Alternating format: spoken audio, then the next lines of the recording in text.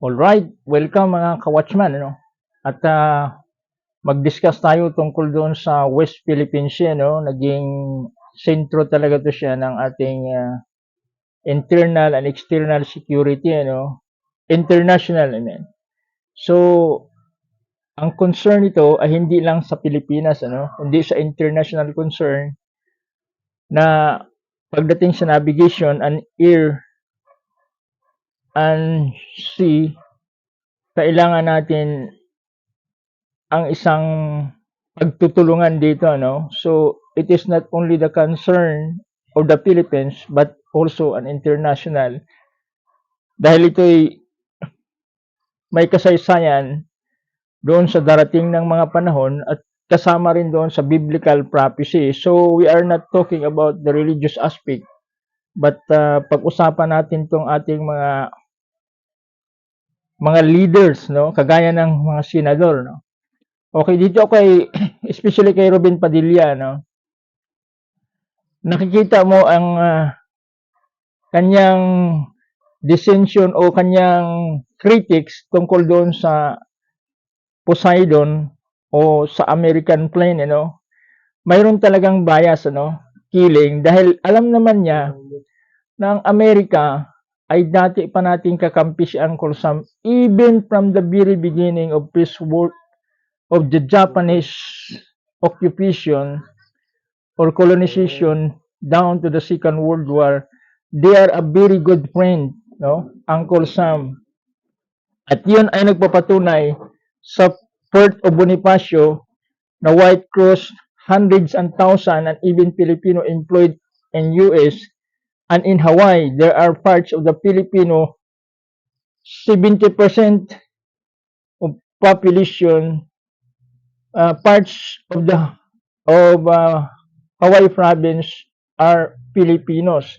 So it is not only the history, but it's already tied up by the blood that had been shed by the American. No? Those who have been reputed discredit sa mga Amerikano ay yung terrorist and communist because they are treated as brutal enemy because in communism there is no democracy. Socialism, communism is a different authoritarianism to the democratic country. So, iba, napakalayo, no? Itong mga ito na nagpuso sa China, di nila alam kung gaano kahirap ang maninirahan o mananahan doon sa communist country. Gusto lang nila kasi dito dahil dito sila sa demokrasya, no? Dito sila sa bansang demokrasya, magdada sila, malaya, no? Malaya silang gagawin. Pero subukan nilang mag-stay doon sa Russia o Korea o sa North Korea o kaya sa China, kung magamit ba nila yung kalayaan nila sa freedom, religious o whatever, ikumpara natin. So balik na tayo sa issue dito, no? Itong mga senador.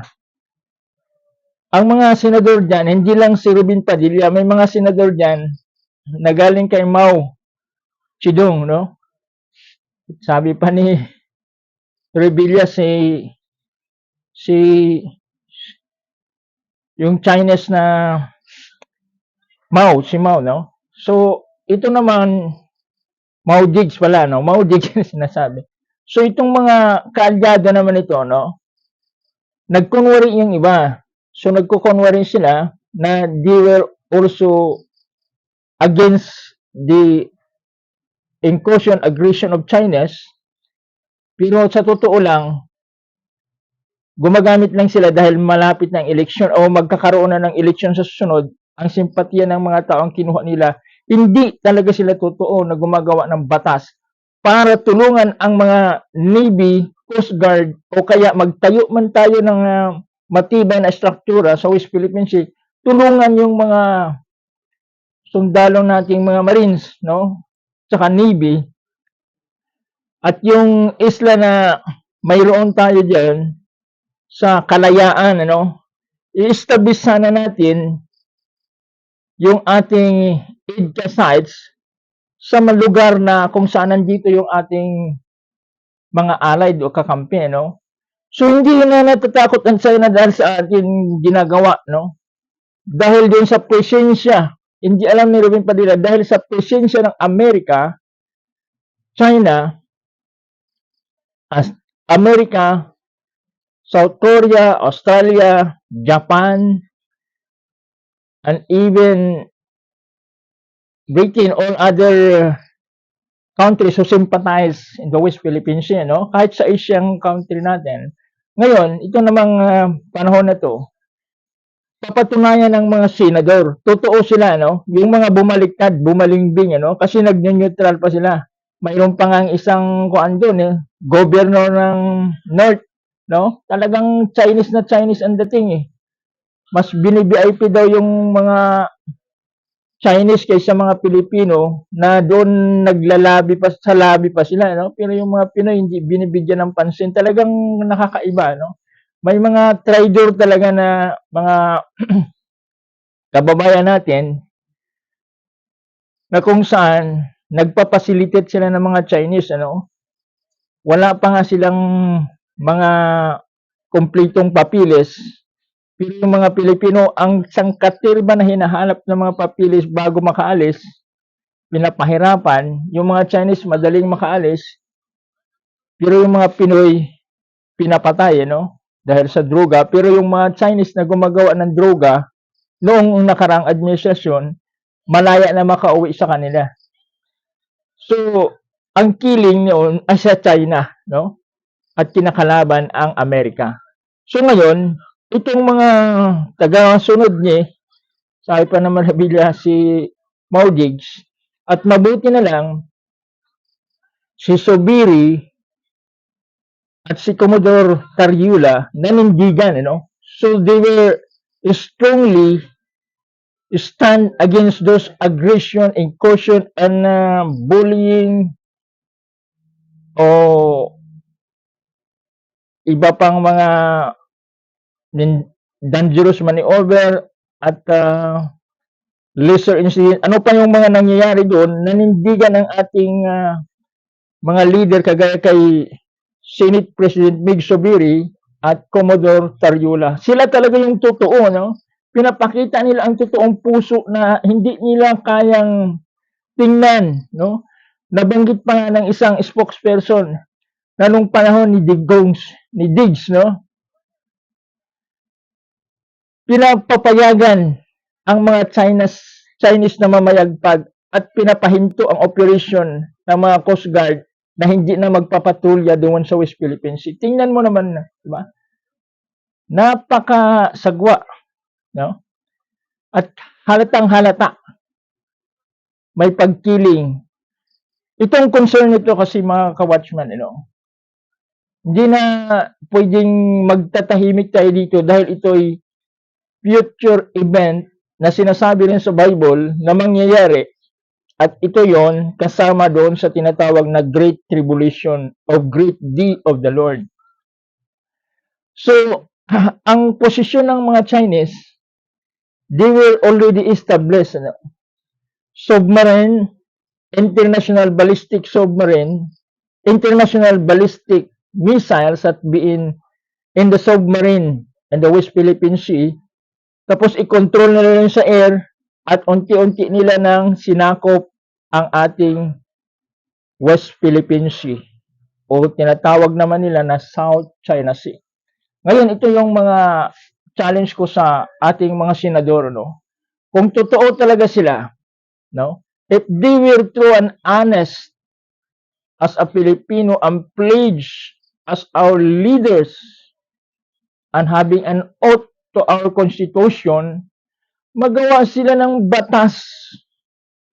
Hindi yung mga away pamilya, away ng investigasyon na pwede ng pulis ng investiga sila pa mag... Di ba makita niyo sa Senado, puro pabida eh. Ang mangyayari dapat doon, dahil sila yung mga leaders at sila yung matatalino, sila yung hinalal at mga honorable, magawa sila ng batas dahil sila ang unang nakakaalam dahil sila yung mga pinili na mga honorable, Senate O either magtayo tayo ng bayanihan o yung mga mangingisda, no? Mayroon tayong mga fishing vessels diyan sa Malabon, ano? So yung mga yon at yung mga individual fishermen natin, pwedeng pagsama-samahin natin yan. Tapos sa kalayaan, magtayo tayo ng permanent structure na makatulong doon sa ating mga Marines at mga Navy boat at saka doon sa mga fisher folks natin na hindi sila pinagtataboy, binabangga o kaya nililis, water cannoning, ano? Nakakaawa. So, ang latest ngayon ay tungkol naman doon sa buya, ano? Water barrier. Para bang inaangkin na nila talagang inaasar na tayo, no? So, kailan pa tayo kikilos, ano? Kailangan talagang maninindigan ng ating mga senador dahil sila mayroong kapangyarihan paggawa ng batas. At kung hindi man, magbobolontaryo na lang kaming mga civilian, no? Magbobolontaryo pwede, no? Na makatulong naman doon sa pagpatibay at pagsuporta sa ating mga militar o kaya sa mga Navy at Coast Guard at sa Kalayaan Island sa mga Pilipino natin na ninirahan doon sa mga fisher folks natin, no? Na mangingisda na magkakaroon sila ng hanap buhay. So sana maintindihan to, no, ng gobyerno natin, lalong-lalo na ating presidente. Mabuti bumaliktad na. Salamat sa kay President Ferdinand Bongbong Marcos, ano. Talagang hindi siya nagpauto, no, kay Diggs, no. Hindi siya nagkampi, no. Nung una talagang binibibibibi niya, no. Parang talagang alam naman natin ang Chinese, no. Panahon ni President Ferdinand Marcos Sr., hindi nag-aaninag yan dahil alam niya, no, na yan ay komunismo at napakalayo ng komunismo sa demokrasya, no. So sila na lang ang nakatayo ng komunismo. Russia, China at saka South Korea, no, mayroon pang isa sa Panama, no. So ang mga ibang countries, ginamit na nila ang demokrasya kasi alam nila kung gaano kahirap ang komunismo, no. Ilang pinatay ni Mao Zedong, no, Mao Diggs, no. Mas marami pa kay Lenin, Karl Marx, no. Hitler, ang nangyari, ilang milyon ang pinatay. Yan ang nasunod ng Russia at ginamit nila yung mga tao na paggawa nila. Kaysa mamatay man sila, magtrabaho na lang sila at nag-succeed sila pero not in a good faith ang nangyayari. Dahil sila ay kontrolado pa rin ng China. Huwag na kayong magpauto. Demokrasya tayo at tayo free countries na mayroong mga tumutulong sa atin. So, ito ang gagawin natin. Ano? Pagka hindi kayo tumatayo, ang mga tao na talaga mag-organize noon kasi alam na nilang ginigipit na yung mga kawawa na yung mga mangisda natin. No? So, ngayon, challenge ko sa mga senador, lalong-lalo na kay Ruben Padilla, na hindi na iposo yung federal niya, no? Unless otherwise provided by rule ng Manong Johnny, hindi niya maalam-alam. Tapos maging Senate, maging chairman pa ng constitutional amendment at magsasalita na lang ng Tagalog bago pa pumasok noon sa kuan niya, no? Tapos pumapapil naman. Magsakay na lang siya nagsulo na siya magpunta doon sa West Philippines. Talagang pabida, no? Ang apply niya ay senador, no? Hindi aktor, no? Naging bad boy man sila. Minsan nagtatanong sa kung kawawa ka ng resource person doon sa Senado, no? Dahil para bang mas mataas pa nga yung naaabot ng mga resource person. Minsan parang sigaw-sigawan lang o kaya yung mga tanong nila parang bulastog lang eh. Pangkalye eh. Yung pagka-honorable at saka yung dignidad ng Senate parang nawala na. Napansin na ni Frank Drilon at ni Senate President Sobiri saka na umalma dahil marami nang nakahalata, no, ng protocol na hindi nasunod ang decorum. So iba ang ina-apply nila, iba yung nalalaman nilang trabaho. Dahil sa totoo lang, maraming tanong lang at hindi nakagawa ng batas. So magawa na kayo ng batas, no? Kailan pa?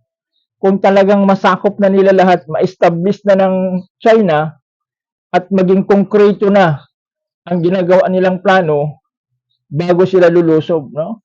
Yun nga sa mga pogo eh, sa tama nga yung sinabi ni ex-General Lacson, no?